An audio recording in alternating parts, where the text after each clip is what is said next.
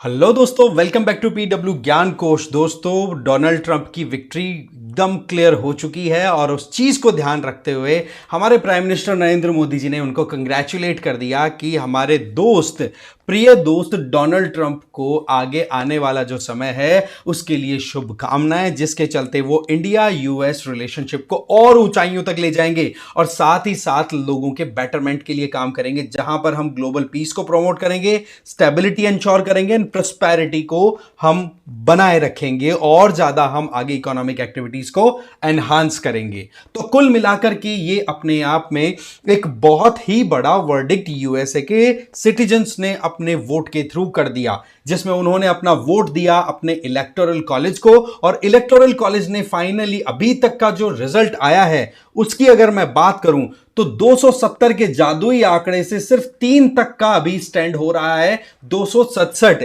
अब आप देखेंगे कि यहां पर ही इतना जल्दी उतावलापन क्यों। देखो, अभी भी ये मैरून कलर के जो आपको स्टेट्स दिखाई पड़ रहे हैं, जिनको मैं यहां पर टिक लगा रहा हूं, और एक ये थोड़ा सा हल्का सा आप कह सकते हैं थोड़ा सा गंदला सा ब्लू कलर का जो कलर दिखा रहा है स्टेट, इनके डिसीजन आने बाकी हैं। बाकी आपको रेड वाले जो दिखाई पड़ रहे हैं ये डोनाल्ड ट्रंप के सपोर्ट में गए हैं, रिपब्लिकन पार्टी के सपोर्ट में गए हैं, और वहीं पर ब्लू वाले हैं वो गए हैं Kamala Harris, that means Democrat party के सपोर्ट में। अब यहां पर ये जो मरून वाले हैं ना, ये वो स्टेट्स है जहां पर डोनाल्ड ट्रंप लीड कर रहे हैं। तो यहां से जो इलेक्टोरल कॉलेज का या इलेक्टोरल वोट आने वाला है वो ट्रंप के फेवर में जाने के पूरे चांसेस हैं, या फिर ये मानो कि जाएंगे ही, क्योंकि वहां पर वोटिंग परसेंट 50% से ज्यादा डोनाल्ड ट्रंप के फेवर में है। अब मैं इनके नाम अगर दूं तो विस्कॉन्सिन है एक, तो ये जहां पर इलेक्टोरल कॉलेज की संख्या है 10। इसके अलावा मिशिगन है, यहां पर है 15। फिर आपका नेवेडा के अंदर 6 है, और एरिजोना है, वहां पर आपके 11। तो ये सीटें अब आप देख लो 11, ठीक है, 11 15 25 25 अच्छा 31 और 11 आपके लगभग 44 हो गए। 31 और 11 लगभग आपके 42 सीटें डोनाल्ड ट्रंप के फेवर की दिखाई पड़ रही हैं। और वहीं पर एक स्टेट बच गया, मैंने वहां पर कमला हैरिस आगे चल रही हैं, बट वहां पर जो इलेक्टोरल कॉलेज का काउंट है वो ओनली 4 है। अब ये 42 सीटें जैसे डोनाल्ड ट्रंप के आप ऐड करते हो तो ये कितना चला गया दोस्तों, ये आपका 300 से भी ऊपर चला गया, 309 के लगभग फिगर आपका ये सेट हो जाता है। अब आप देखो, इस तरीके से डोनाल्ड ट्रंप को मोर और लेस एकदम क्लियर विक्ट्री यहां पर मिल रही है। इसका मतलब यह हुआ कि 2019-20 के इलेक्शंस के टाइम पे या 2021 के इलेक्शंस में जो डोनाल्ड ट्रंप को हार मिली थी जो बाइडेन के हाथों, उस टाइम पर उनका केवल फर्स्ट टर्म कंप्लीट हुआ था। अब ये सेकंड टर्म स्टार्ट करेंगे, और इस सेकंड टर्म के दौरान कितनी उथल पुथल होने वाली है इसकी केवल अभी हम बात कर सकते हैं। और उन उथल पुथल के अंदर सबसे पहली चीज तो कि इंडिया की तरफ से कंग्रेचुलेशंस बहुत जल्दी गए हैं, क्योंकि इन दोनों की दोस्ती की मिसाल हम उस फर्स्ट टर्म के टाइम पे अच्छे से देख चुके हैं, जब प्राइम मिनिस्टर नरेंद्र मोदी 2019 में यूएसए की विजिट पे जाते हैं और टेक्सास में हाउडी मोदी प्रोग्राम ऑर्गेनाइज कराया जाता है। और ये इस भीड़ ने दिल जीत लिया था भाई पूरी दुनिया का, कि किस तरीके से नरेंद्र मोदी और डोनाल्ड ट्रंप साथ में उस टाइम दिखे थे। इंडिया यूएस जो फ्रेंडशिप है उसको दिखाया गया था, और उसी का रिप्लाई फिर इंडिया ने भी किया जब डोनाल्ड ट्रंप इंडिया के विजिट पे आए अपने पूरे परिवार के साथ, और जो नरेंद्र मोदी स्टेडियम है गुजरात में, वहां पर नमस्ते ट्रंप प्रोग्राम है वो 2020 में ऑर्गेनाइज कराया गया। ये चीजें शो करती हैं कि जिस तरीके से हमारी लीडरशिप अभी मोदी जी के हाथ में और उधर डोनाल्ड ट्रंप के हाथ में आ गई वहां की सत्ता, तो एक चीज तो क्लियर है कि अब इंटरनेशनल रिलेशंस में, जियोपॉलिटिक्स में इंडिया की तरफ से वो मोर और लेस हम एक तरीके से आश्वस्त हो सकते हैं। बट अगेन देखो, इंटरनेशनल रिलेशन में कोई भी परमानेंट दोस्त नहीं होता, ना परमानेंट कोई दुश्मन होता है, सिचुएशन बताएगी। बट अभी की रिलेशनशिप की बात करें, उसके आधार पर हम यहां पर आगे बढ़ रहे हैं, बात कर रहे हैं।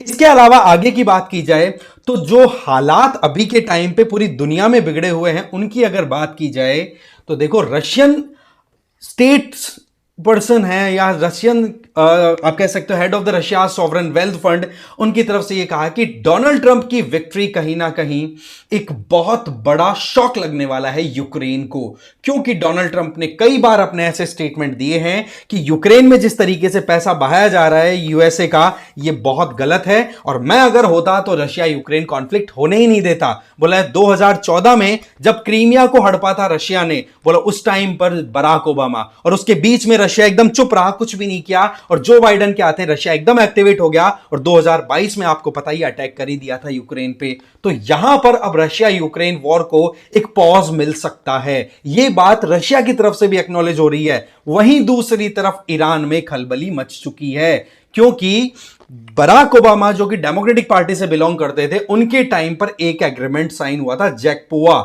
जिसके आधार पर ईरान के ऊपर से सैंक्शंस हटाए गए थे आपके ये वेस्टर्न जो पावर्स हैं उनके द्वारा।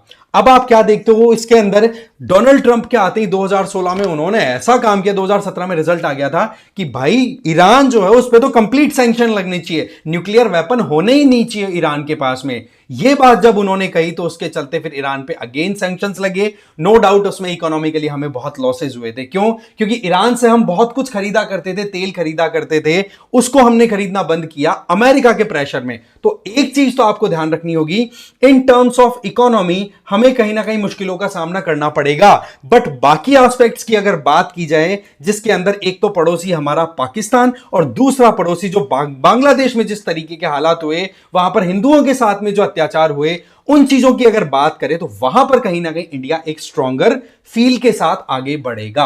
अब यहां पर देखो एक तो चीज है कि अब पाकिस्तान के फॉर्मर प्राइम मिनिस्टर को अभी जेल में डाला हुआ है, तो वहां पर यह भी कयास चल रहे हैं कि डोनाल्ड ट्रंप ने पाकिस्तानी प्राइम मिनिस्टर के अरेस्ट को लेकर के अभी तक अपने पत्ते नहीं खोले हैं, ना कोई स्टेटमेंट दिया है। तो एक तो ये एक्सपेक्टेशन चल रही है कि पाकिस्तानी आर्मी के लिए एक झटका लग सकता है, क्योंकि पाकिस्तानी आर्मी ने इमरान खान को जेल में डाल रखा है। अब देखने वाली बात यह है कि यहां पर तो कितने क्लियर चीजें जाती है, बाकी पाकिस्तानी मीडिया को सांप सूंघ चुका है, इसमें कोई डाउट नहीं है। वहीं पर हिंदुओं के साथ में जिस तरीके की प्रॉब्लम्स अमेरिका में देखी गई, पर्टिकुलरली खालिस्तानियों के द्वारा, जैसे पन्नू जैसे स्टेटमेंट देता रहता है, तो उनके जमीन की, इनके पैरों के तले जमीन तो मोरलेस खिसक चुकी होगी अभी तक, क्योंकि अब खालिस्तानियों के लिए कहीं ना कहीं प्रॉब्लम क्रिएट होने वाली है यूएसए के अंदर। क्योंकि ये खालिस्तानी एक्टिवेट कब हुए? जब से जो बाइडेन प्रेसिडेंट बने, उसके पहले खालिस्तानी चुप बैठे थे।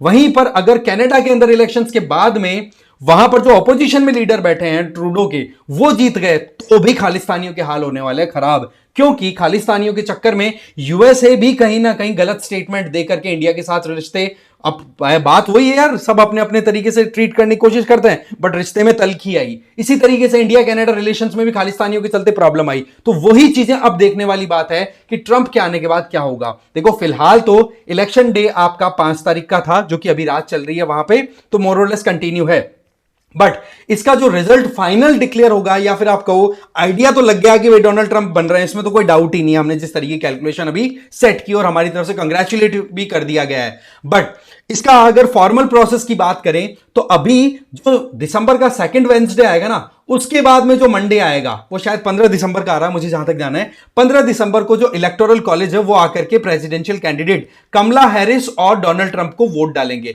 फिर उसके बाद में 6 जनवरी को काउंटिंग होगी, उसमें मोरलेस आपको यही पता पड़ेगा जो अभी हमें पता पड़ रहा है कि डोनाल्ड ट्रंप जीत गए, क्योंकि इससे ज्यादा कोई वेरिएशन नहीं आता है। 300 के प्लस सीटें अगर जा रही हैं तो वहां पर इतना कोई इश्यू आएगा नहीं। बट आपको मैं बता दूं कि अल्टीमेटली 20 जनवरी को शपथ ग्रहण समारोह वहां पे हो जाएगा, जिसके चलते फिर डोनाल्ड ट्रंप कंप्लीटली वहां के प्रेसिडेंट बन जाएंगे।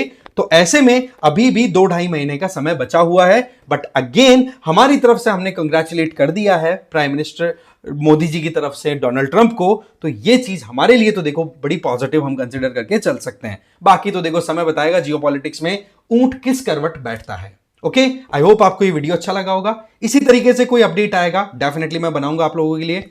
मिलते हैं फिर एक और वीडियो के साथ। Thank you very much for watching this video.